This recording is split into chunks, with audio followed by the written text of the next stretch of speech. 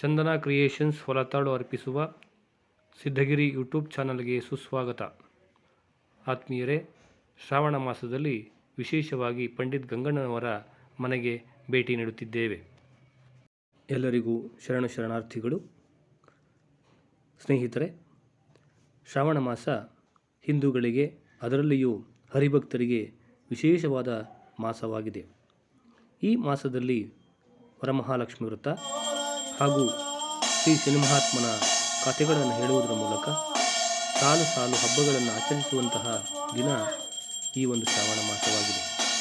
ಶ್ರಾವಣ ಮಾಸದಲ್ಲಿ ಬರುವಂತಹ 4 ಅಥವಾ 5 ಶನಿವಾರಗಳಂದು ವಿಶೇಷವಾಗಿ ಗ್ರಾಮಾಂತರ ಪ್ರದೇಶದಲ್ಲಿ ಹರಿಭಕ್ತರನ್ನು ಹರಿನಾಮ ಸ್ಮರಣೆ ಮಾಡುವಂತಹ ಶ್ರೀಹರಿಗಳನ್ನು ಮನೆಗೆ ಆಹ್ವಾನಿಸುವುದು, ಅವರಿಗೆ ತಾವು ಬೆಳೆದ ದವಸ ಧಾನ್ಯಗಳನ್ನು ಒಣಪಡಿಯ ರೂಪದಲ್ಲಿ ನೀಡುವುದು ಹಾಗೂ ಹರಿಧ್ಯಾನವನ್ನು ಮಾಡುವಂತಹ ಪರಂಪರೆ ನಮ್ಮ ಗ್ರಾಮೀಣ ಪ್ರದೇಶದಲ್ಲಿ ನಡೆದುಕೊಂಡು ಬಂದಿದೆ. ಈ ಹಿನ್ನೆಲೆಯಲ್ಲಿ ನಮ್ಮ ಸ್ನೇಹಿತರಾದ ಶ್ರೀ ಸೋಮಶೇಖರ್ ತಾವರೆಕೆರೆ ಇವರ ಮನೆಯಲ್ಲಿ ವಿಶೇಷವಾಗಿ ಶ್ರಾವಣ ಮಾಸದ ಕಾರ್ಯಕ್ರಮವನ್ನು ಆಯೋಜಿಸಲಾಗಿತ್ತು. ಈ ಕಾರ್ಯಕ್ರಮಕ್ಕೆ ನಾನು ಕೂಡ ಹೋಗಿದ್ದೆ. ಮೊದಲಿಗೆ ಶ್ರೀಹರಿಗಳ ದರ್ಶನ ಆಯಿತು. ಎಲ್ಲರೂ ಕೂಡ ಶ್ರೀಹರಿ ನಾಮಸ್ಮರಣೆ ಮಾಡುತ್ತಾ ನಾಮಗಳನ್ನು ಹಾಕಿಸಿಕೊಳ್ಳುವಂಥದ್ದು ಸಂಪ್ರದಾಯ. ಇಡೀ ಕುಟುಂಬದವರೆಲ್ಲರೂ ಕೂಡ ಅತ್ಯಂತ ಶ್ರದ್ಧಾಭಕ್ತಿಯಿಂದ ಮನೆಯನ್ನು ಸಾರಿಸಿ ಶುಭ್ರಗೊಳಿಸಿ ಮನೆಗೆ ಗಂಗಾಜಲ ಹಾಗೂ ಗೋಜಲಗಳನ್ನು ಅರ್ಪಣೆ ಮಾಡಿದ ನಂತರ ಶ್ರೀಹರಿಗಳಿಂದ ನಾಮವನ್ನು ಹಾಕಿಸಿಕೊಳ್ಳುವಂತಹ ಪರಂಪರೆ ಇರುತ್ತೆ. ಇದಾದ ನಂತರ ಮನೆಯಲ್ಲಿ ಬೆಳೆದಂತಹ ಎಲ್ಲ ರೀತಿಯ ವಸ್ತುಗಳನ್ನು, ದವಸ ಧಾನ್ಯಗಳನ್ನು ಒಂದು ಮೊರದಲ್ಲಿಟ್ಟು ಅದನ್ನು ಒಣಪುಡಿ ಎಂದು ಕರೆಯುತ್ತೇವೆ. ಈ ಒಣಪುಡಿಯನ್ನು ಹರಿಗಳ ಮುಂದೆ ಇಟ್ಟು ಜಾಗಟೆ, ಶಂಖ ಹಾಗೂ ತಿರುಪತಿ ತಿಮ್ಮಪ್ಪನ ಒಂದು ಸವಿ ನೆನಪಿಗಾಗಿ ಅವರ ಒಂದು ಭವನಾಸಿ, ಹೀಗೆ ಶ್ರೀಗಳು ಬಳಸುವಂತಹ ಎಲ್ಲ ವಸ್ತುಗಳನ್ನು ಇಟ್ಟು ಅತ್ಯಂತ ಶ್ರದ್ಧಾಭಕ್ತಿಯಿಂದ ದಂಪತಿಗಳು ಪೂಜೆ ಮಾಡುತ್ತಾರೆ. ಪೂಜೆ ಮಾಡಿದ ನಂತರ ಹರಿಗಳಿಂದ ತೀರ್ಥ ಪ್ರಸಾದವನ್ನು ಸ್ವೀಕರಿಸುತ್ತಾರೆ. ನಂತರ ಹರಿಗಳು ಹರಿನಾಮ ಸ್ಮರಣೆ, ಆಂಜನೇಯನ ಸ್ಮರಣೆ ಹಾಗೂ ಲಕ್ಷ್ಮೀ ನರಸಿಂಹಸ್ವಾಮಿಯ ಒಂದು ಸ್ಮರಣೆಯನ್ನು ಜೋರಾಗಿ ಶಂಖವಾದ್ಯದೊಂದಿಗೆ ಮಾಡುತ್ತಾರೆ. ನಂತರ ಹರಿಗಳು ಎಲ್ಲ ಮನೆಯವರಿಗೆ ತೀರ್ಥ ಪ್ರಸಾದವನ್ನು ವಿನಿಯೋಗಿಸುತ್ತಾರೆ. ನಂತರ ಮನೆಯಲ್ಲಿ ಯಾವುದೇ ರೀತಿಯ ಕ್ಷುದ್ರ ವ್ಯಕ್ತಿಗಳು, ಕ್ಷುದ್ರ ಗ್ರಹಗಳಾಗಲಿ, ಕೀಡೆ, ಪಿಶಾಚಿ ಅಥವಾ ಯಾವುದೇ ಬರಬಾರದಂತೆ ಶಂಖನಾದವನ್ನು ಮಾಡುತ್ತಾ ಹೊರಗೆ ಹಾಕುವಂತಹ ಪ್ರಯತ್ನವನ್ನು ಹಾಗೂ ಸಂಪ್ರದಾಯವನ್ನು ಶಂಖನಾದದೊಂದಿಗೆ ಮಾಡುತ್ತಾರೆ.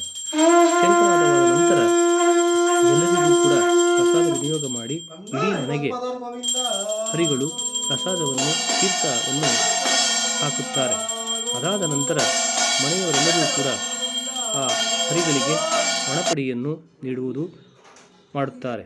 ಇದಾದ ನಂತರ ಶ್ರೀಹರಿಗಳನ್ನು ಮನೆಯ ಎಲ್ಲ ಭಾಗಗಳಿಗೆ ಕರೆದುಕೊಂಡು ಹೋಗುವುದು ನಡೆಯುತ್ತದೆ. ಇದಾದ ನಂತರ ಶ್ರೀಹರಿಗಳು ದೇವಸ್ಥಾನಕ್ಕೆ ಬರುತ್ತಾರೆ. ಅಲ್ಲಿಯೂ ಕೂಡ ದೇವಿ ಚಾಮುಂಡೇಶ್ವರಿಯ ಅಥವಾ ಚೌಡೇಶ್ವರಿಯ ದೇವಸ್ಥಾನದಲ್ಲಿ ಇದ್ದು ಆ ದೇವಿಯ ದರ್ಶನವನ್ನು ಪಡೆದು ಅಲ್ಲಿಯೂ ಕೂಡ ಮಂತ್ರ ಪ್ರೋಕ್ಷಣೆಯನ್ನು, ತೀರ್ಥ ಪ್ರಸಾದವನ್ನು ಹಾಕುತ್ತಾರೆ. ಆ ಮೂಲಕ ತಾಯಿ ಚೌಡೇಶ್ವರಿಯ ದರ್ಶನ ಕೂಡ ನಮಗೆ ಆಯಿತು. ಈ ಸಂದರ್ಭದಲ್ಲಿ ಶ್ರೀ ಪಂಡಿತ್ ಸೋಮಶೇಖರ್ ಅವರು ದೇವಿಯ ಅರ್ಚನೆಯನ್ನು ಮಾಡುವುದನ್ನು ತಾವೆಲ್ಲರೂ ಕೂಡ ನೋಡಬಹುದು. ತಾಯಿ ಜಗನ್ಮಾತೆ ಆದಿಶಕ್ತಿ ಸ್ವರೂಪಿಣಿ ಚೌಡೇಶ್ವರಿ ಅಮ್ಮನವರು ತಾವರೆಕೆರೆಯಲ್ಲಿ ನೆಲೆಸಿ ಸುಮಾರು 25 ವರ್ಷಗಳಿಂದ ಸುತ್ತಮುತ್ತಲಿನ ಎಲ್ಲ ಭಕ್ತರಿಗೆ ದರ್ಶನ ಭಾಗ್ಯವನ್ನು ನೀಡುತ್ತಾ ಅವರ ಕಷ್ಟಗಳನ್ನು ನಿವಾರಣೆ ಮಾಡುವಂತಹ ವಿಶೇಷವಾದ ಶಕ್ತಿ ಸ್ವರೂಪಿಣಿ ಶ್ರೀ ಚೌಡೇಶ್ವರಿ ಅಮ್ಮನವರು ತಾವರೆಕೆರೆ. ತಾವೆಲ್ಲರೂ ಕೂಡ ಈಗ ದೇವಿಯನ್ನು ದರ್ಶನ ಮಾಡಬಹುದು. ಎಡಬಲ ಭಾಗದಲ್ಲಿ ಮಾತೃಗಳಿವೆ.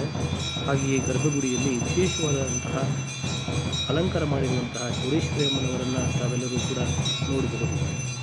ಈಗ ತಾವುಗಳು ದೇವಿಗೆ ಆರತಿಯನ್ನು ಮಾಡೋದನ್ನು ಕಾಣ್ತಾ ಇದ್ದೀವಿ. ತಾವೆಲ್ಲರೂ ಕೂಡ ದರ್ಶನ ಮಾಡ್ಬೋದು ಅಂತ ಹೇಳಿ ಈ ಸಂದರ್ಭದಲ್ಲಿ ಹೇಳೋದಕ್ಕೆ ಬಯಸ್ತೇನೆ. ಬಹಳಷ್ಟು ಭಕ್ತಾದಿಗಳು ಬೆಳಗ್ಗೆಯಿಂದ ಸಂಜೆಯವರೆಗೆ ದರ್ಶನ ಭಾಗ್ಯವನ್ನು ಪಡೆದು ಪುನೀತರಾಗುವುದನ್ನು ನಾವು ಕಣ್ಣಾರೆ ಕಂಡಿದ್ದೇವೆ. ತಾವು ಕೂಡ ಏನಾದರೂ ಕಷ್ಟಗಳಿದ್ದರೆ ಅಲ್ಲಿಗೆ ಭೇಟಿ ಕೊಡಬಹುದು ಅಂತ ಹೇಳಿ ಈ ಸಂದರ್ಭದಲ್ಲಿ ಮನವಿಯನ್ನು ಮಾಡ್ತಾ ಇದ್ದೇವೆ. ಭಕ್ತಾದಿಗಳೇ. ಹಾಗೆಯೇ ಈ ದೇವಿಯ ಒಂದು ಮಹಿಮೆ ಅಪಾರವಾದದ್ದು. ಸುತ್ತಮುತ್ತಲಿನ 2-3 ಜಿಲ್ಲೆಗಳಿಂದ ಈ ಒಂದು ಚೌಡೇಶ್ವರಿ ಅಮ್ಮನವರ ದರ್ಶನವನ್ನು ಪಡೆಯೋದಕ್ಕೆ ಬರ್ತಾರೆ. ವಿಶೇಷವಾಗಿ ಶುಕ್ರವಾರ, ಮಂಗಳವಾರ ಹಾಗೂ ಅಮಾವಾಸ್ಯೆ ಪೂರ್ಣಿಮೆಯಂದು ಆ ತಾಯಿತ ಹಾಗೂ ಭಕ್ತರಿಗೆ ತೀರ್ಥ ಪ್ರಸಾದ ವಿನಿಯೋಗ ಮಾಡುವುದರ ಮೂಲಕ ಚೌಡೇಶ್ವರಿ ಅಮ್ಮನವರ ಕೃಪೆಗೆ ಪಾತ್ರರಾಗುತ್ತಾರೆ. ಅನೇಕ ಕಷ್ಟಗಳನ್ನು ಕೂಡ ನಿವಾರಣೆ ಮಾಡಿಸಿಕೊಳ್ಳುವಂತಹ ಅನೇಕ ಭಕ್ತರು ತಮ್ಮ ಅನಿಸಿಕೆಗಳನ್ನು ಆಗಾಗ್ಗೆ ವ್ಯಕ್ತ ಮಾಡ್ತಾ ಇದ್ದಾರೆ. ತಾವೆಲ್ಲರೂ ಕೂಡ ಈಗ ತೀರ್ಥ ಪ್ರಸಾದವನ್ನು ಸ್ವೀಕರಿಸುವಂತಹ ಭಕ್ತರನ್ನು ತಾವು ಕಾಣಬಹುದು. ಹಾಗೆಯೇ ಮಕ್ಕಳು ಕೂಡ ದೇವಿಯ ಮುಂಭಾಗದಲ್ಲಿ ನಿಂತು ಪರಿಣಾಮ ಸ್ಮರಣೆಯನ್ನು ಮಾಡೋದನ್ನು ಕೂಡ ತಾವೆಲ್ಲರೂ ಕೂಡ ನೋಡ್ತಾ ಇದ್ದೀರಿ. ಈಗ ದೇವಿ ಅಮ್ಮನವರ ವಿಶೇಷವಾದಂತಹ ಒಂದು ಗರ್ಭಗುಡಿಯಲ್ಲಿ ತಾಯಿ ಹೆಣ್ಣು ಮಕ್ಕಳು ಕೂಡ ತಾಯಿಯನ್ನು ಅರ್ಚನೆ ಮಾಡುವುದು ಅನ್ನೋದನ್ನು ತಾವು ಕೂಡ ನೋಡಬಹುದು. ಇಲ್ಲಿ ಯಾವುದೇ ರೀತಿಯ ಪುರುಷರೇ ಆಗಲಿ ಅಥವಾ ಮಹಿಳೆಯರೇ ಅಂತ ಏನಿಲ್ಲ, ಆ ಕುಟುಂಬದ ಎಲ್ಲರೂ ಕೂಡ ದೇವಿಯನ್ನು ಪೂಜೆ ಮಾಡುವಂತಹ, ಅರ್ಚನೆ ಮಾಡುವಂತಹ ಒಂದು ಸಂಪ್ರದಾಯ ಈ ಒಂದು ದೇವಾಲಯದಲ್ಲಿದೆ. ತಾವುಗಳು ನೋಡಬಹುದು. ಈ ತಾಯಿ ಅತ್ಯಂತ ಶ್ರದ್ಧಾಭಕ್ತಿಯಿಂದ ಪೂಜೆ ಮಾಡೋದನ್ನು ತಾವೀಗ ನೋಡ್ತಾ ಇದ್ದೀರಿ.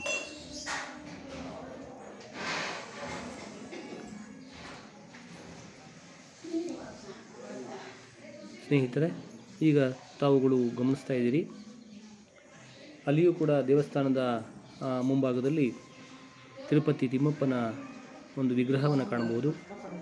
ಹಾಗೆಯೇ ದ್ವಾರಪಾಲಕ ಮಾತೃಕೆಗಳನ್ನು ತಾವು ಕಾಣಬಹುದು. ಇದಾದ ನಂತರ ಭಕ್ತಾದಿಗಳು ದೇವಿಯ ತೀರ್ಥ ಪ್ರಸಾದವನ್ನು ಸ್ವೀಕಾರ ಮಾಡೋದನ್ನು ತಾವು ಎಲ್ಲರೂ ಕೂಡ ಕಾಣಬಹುದು. ಸ್ನೇಹಿತರೆ, ಇದಾದ ನಂತರ ಸಂಜೆ 9 ಗಂಟೆಗೆ ಸರಿಯಾಗಿ ಎಲ್ಲ ಭಕ್ತಾದಿಗಳಿಗೆ ಪ್ರಸಾದ ವಿನಿಯೋಗದ ನಂತರ ಕುರುಟಿಗೆರೆಯ ವಿದ್ವಾನ್ ರವರಿಂದ ಅನೇಕ ಪಕ್ಕ ವಾದ್ಯಗಳೊಂದಿಗೆ ಜಗತ್ತಿಗೆ ಒಡೆಯನಾದ ಶನಿಮಹಾದೇವರ ಹರಿಕಥಾ ಕಾರ್ಯಕ್ರಮವನ್ನು ಏರ್ಪಡಿಸಿದ್ದು, ಪಕ್ಕವಾದ್ಯಗಳೊಂದಿಗೆ ಹರಿಕಥೆ ಬೆಳಗಿನವರೆಗೆ ನಿರಂತರವಾಗಿ ನಡೆಯಿತು.